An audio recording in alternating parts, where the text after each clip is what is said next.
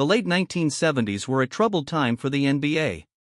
Crowds were shrinking, television ratings dipped, and the league struggled with its image. But in 1979, a tall, smiling guard out of Michigan State stepped into Los Angeles with a charisma that seemed almost too bright for the game's fading spotlight. Earvin "Magic" Johnson didn't just play basketball, he performed it. With no-look passes that dazzled, a fast break style that felt like Hollywood theater, and an infectious grin that lit up the Great Western for him, he became the face of a rebirth. The world called it Showtime. Yet the story of Magic is not only about joy, flash, and banners hanging from the rafters. Behind that ever-present smile was a fierce competitor who, like all legends, carried grudges that never truly faded. Every time the ball tipped, there were men across from him who represented more than just another game.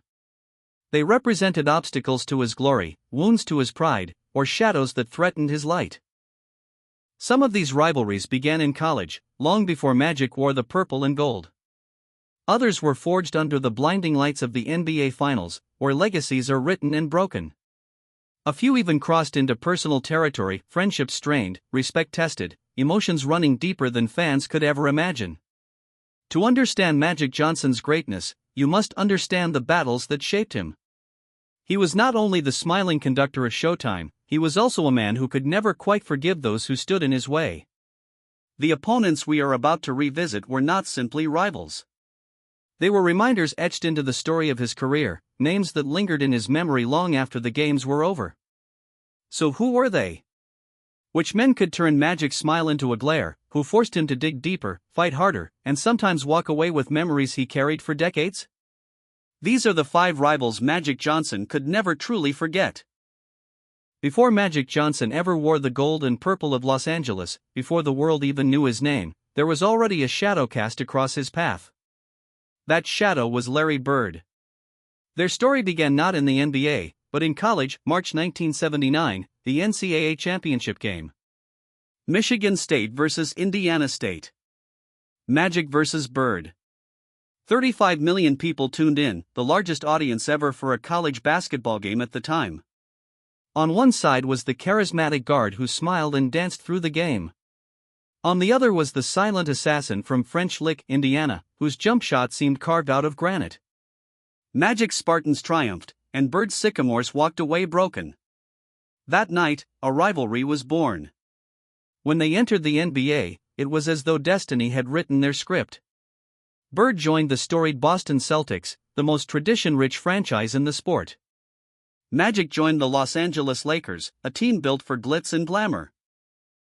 The league, desperate for life, suddenly had its 2 new pillars, one blonde, stoic, and deadly efficient, the other radiant, theatrical, and endlessly creative. It wasn't just a rivalry between 2 men. It was a cultural clash between East Coast grit and West Coast sparkle, between cold New England winters and sunny California skies. The first true test came in the 1984 finals. By then, the rivalry had reached fever pitch. Celtics fans hurled insults, the old Boston Garden steamed with humidity, and Bird played with a snarl that said he was tired of being second. Boston outlasted the Lakers in 7 games, and Bird was crowned Finals MVP. For Magic, it was humiliation. Turnovers in crucial moments haunted him, and critics whispered about tragic Johnson. That defeat left a lasting mark. 2 years later, the script flipped. In 1985, Magic and Kareem Abdul-Jabbar stormed into Boston Garden and wrestled the title away. For the first time in history, the Lakers beat the Celtics in a finals series. Magic's smile returned, but now it carried an edge. He had proven he could conquer Bird on his own turf. Their rivalry reached its cinematic peak in 1987. Magic, at the height of his powers, faced Bird in yet another finals. Game 4 at Boston Garden produced the iconic Junior Skyhook, Magic floating through the lane, delivering a dagger over Kevin McHale and Robert Parrish. The Lakers won the series in 6, and Magic stood tall. Bird admitted after the loss, "That's why he's the best I've ever played against." Yet beneath the battles, there was always respect. The NBA thrived because of them. Ratings soared, arenas filled, and fans took sides as though it were a national election. Magic and Bird were not just athletes. They were symbols of their franchises, their cities, and their cultures.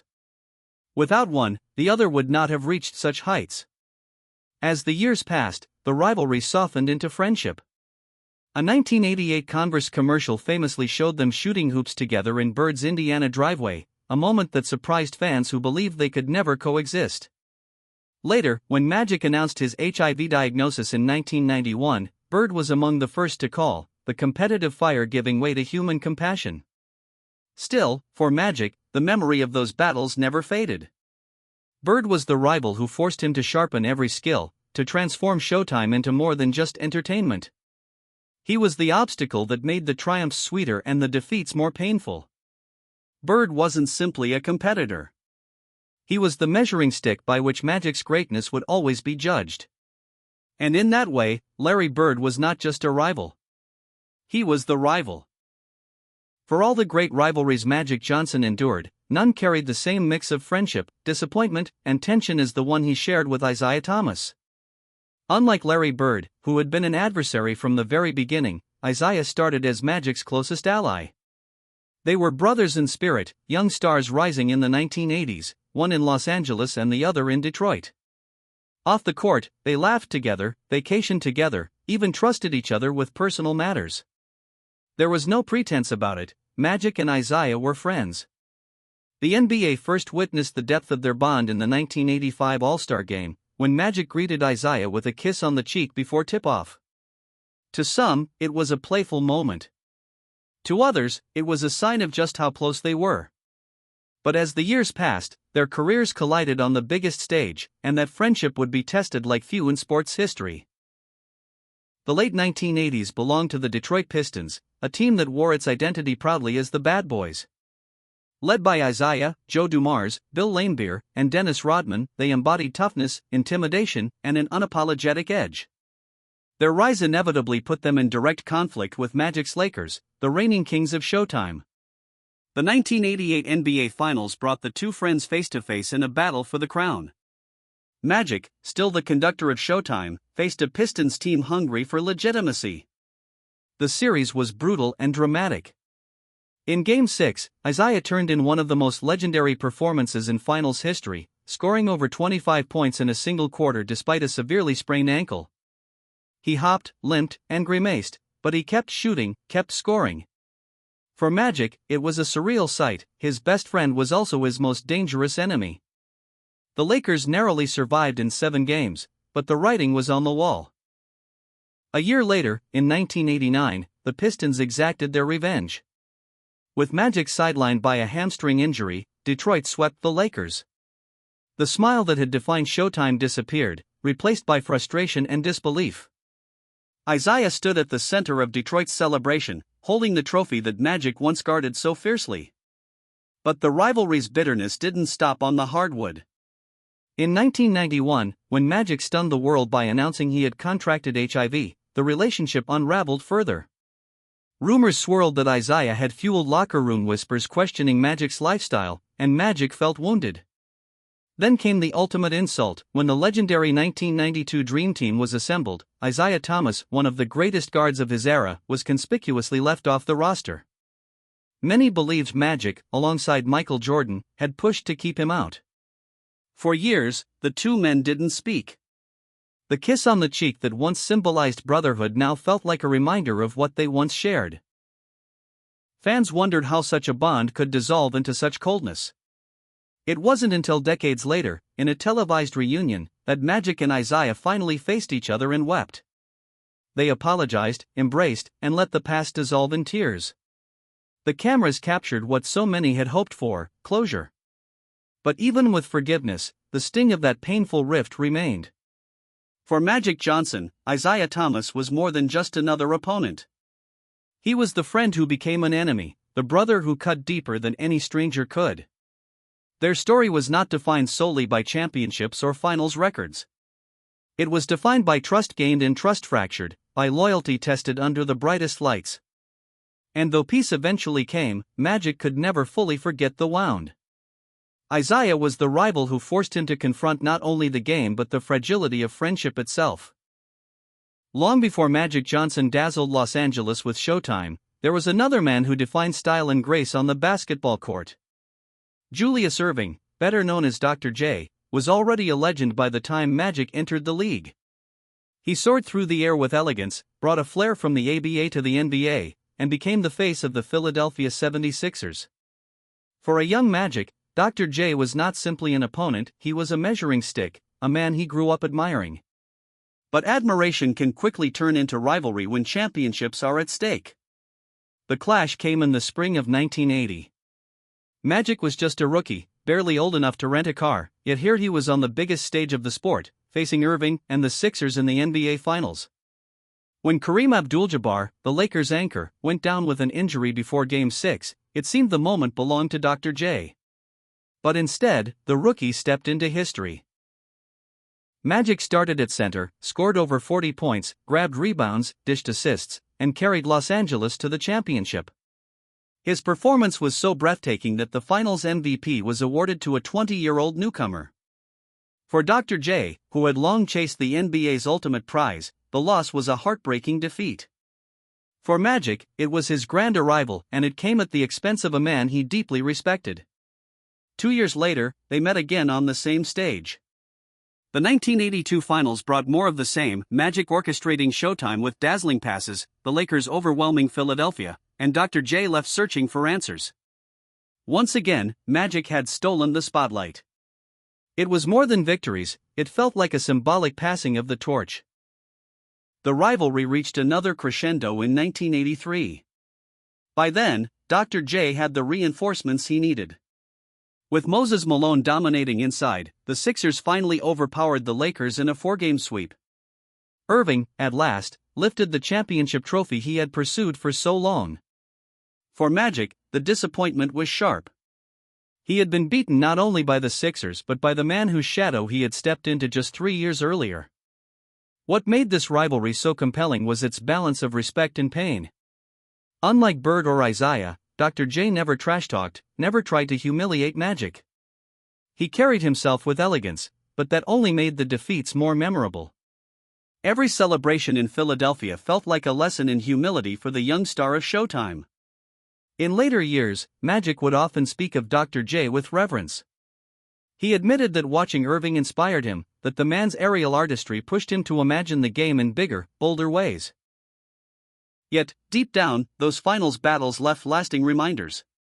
They were moments when Magic felt the weight of expectation, when he had to grow faster than he thought possible. By the time both men retired, their rivalry had evolved into a friendship built on mutual respect. Still, whenever Magic looks back at those early years, the image of Dr. J soaring to the rim or walking away in defeat while the rookie raised the trophy remains indelible. For Magic Johnson, Julius Erving was the rival who symbolized transition, the one whose greatness he had to overcome in order to become the face of the future.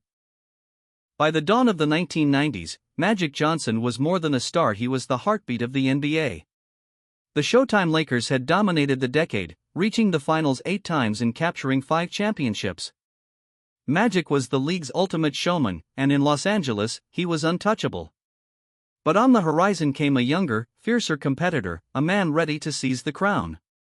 His name was MichaelJordan. Jordan had entered the league in 1984, the same year Magic and Larry Bird were still in the middle of their epic tug-of-war. At first, Jordan was seen as the league's next great scorer, a breathtaking talent whose high-flying dunks thrilled fans but whose Bulls lacked the pedigree to challenge for titles. Yet by the late 1980s, things had changed. Jordan had developed not only into the league's most unstoppable offensive weapon but also into a relentless competitor with a fire that reminded many of Magic himself. The collision came in the 1991 NBA Finals. It was the matchup everyone wanted, the kind of showdown that felt scripted by fate. Magic, the seasoned veteran leading his Lakers back to the championship stage, against Jordan, the young assassin determined to prove his time had arrived. It wasn't just a series, it was a symbolic passing of the torch, an era-defining moment for the sport. The first game gave Lakers fans hope. Magic delivered a vintage performance, controlling the tempo, distributing the ball, and outwitting the Bulls in Chicago. But that would be the last taste of triumph. From Game 2 onward, the series belonged to Jordan. He glided through defenders, finished impossible layups, and buried shots with a confidence that left even Showtime stunned. The image of Jordan soaring, switching hands midair to scoring Game 2, became immortal.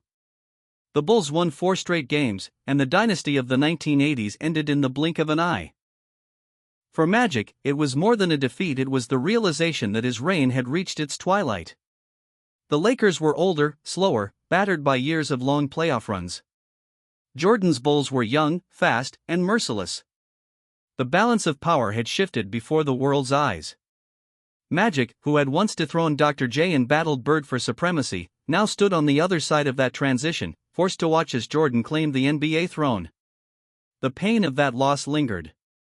Magic could never quite forget the feeling of being outmatched, of seeing Jordan rise to heights that even Showtime could not match. Yet, at the same time, there was respect. Magic later admitted that Jordan had reached a level few players ever touched, that his drive to dominate reminded him of his own competitive fire. Their rivalry was brief in years but massive in meaning. It symbolized the close of one golden era and the dawn of another. For fans, it was the bridge between two dynasties, the Lakers' Showtime and the Bulls' 6-title run. For Magic, it was the bitter taste of a torch being taken, not passed. In later years, the bitterness softened. Magic and Jordan grew into friends, united by their shared experiences at the game's highest peaks. But even decades later, whenever the 1991 finals are mentioned, the memory left a lasting mark. Magic was the smiling face of the 1980s, yet Jordan's rise forced him to accept that even legends must eventually step aside.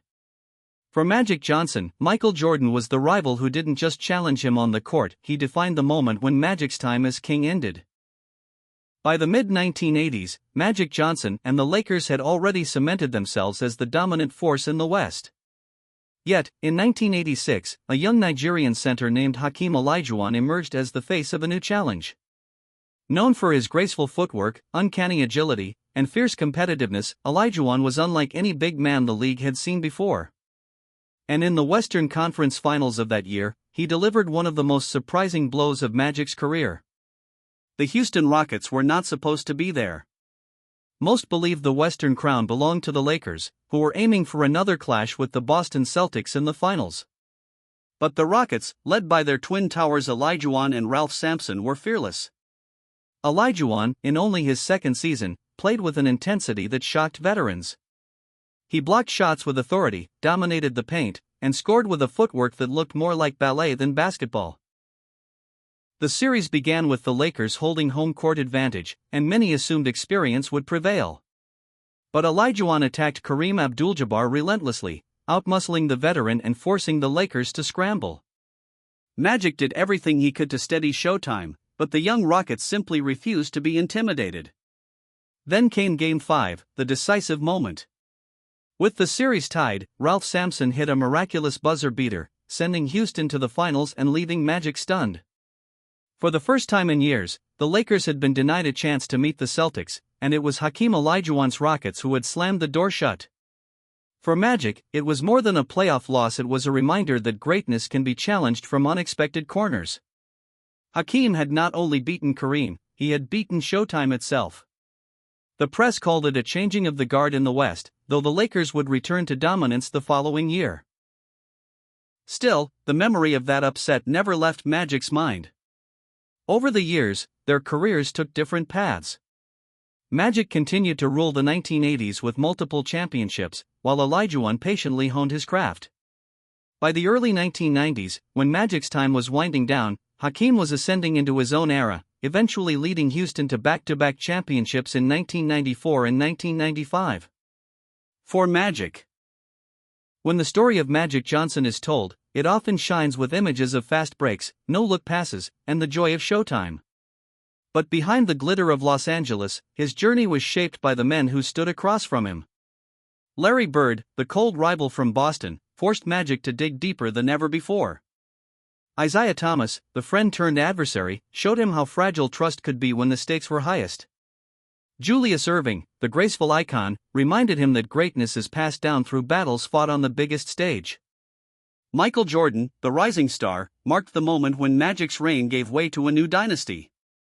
And Hakeem Olajuwon, the young giant, proved that even Showtime could be humbled by the unexpected. These weren't just games. They were stories of pride, of betrayal, of respect earned and sometimes denied. For Magic, each rivalry left a scar, but also a lesson. They made his victories sweeter, his defeats more painful, and his legacy more complete. Without these 5 men, Magic Johnson would not have been the competitor who defined an era. Even now, decades later, when Magic smiles on television or speaks about the game he loves, those names still echo in the background. Because greatness is never built in isolation, it is forged in conflict, in the heat of rivalries that refuse to fade. So the question remains, which of these rivals left the deepest mark on Magic's soul? Was it the stoic Bird, the betrayed bond with Isaiah, the elegance of Dr. J, the storm of Jordan, or the shock of Olajuwon? Let us know your thoughts in the comments below.